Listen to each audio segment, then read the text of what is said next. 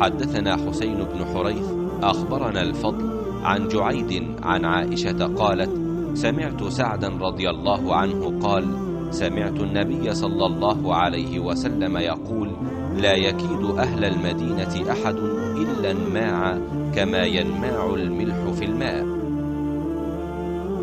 फजल बिन मूसा ने खबर दी, उन्हें जाइद बिन अब्दुर्रहमान ने और उनसे आयशा रदी अल्लाह अन्हा ने फरमाया कि मैंने साद बिन अबी वक़ास रदी अल्लाह अन्हु से सुना था।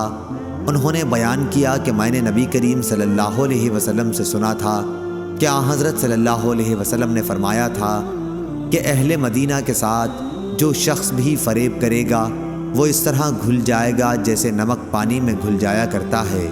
सही बुखारी हदीस नंबर 1877।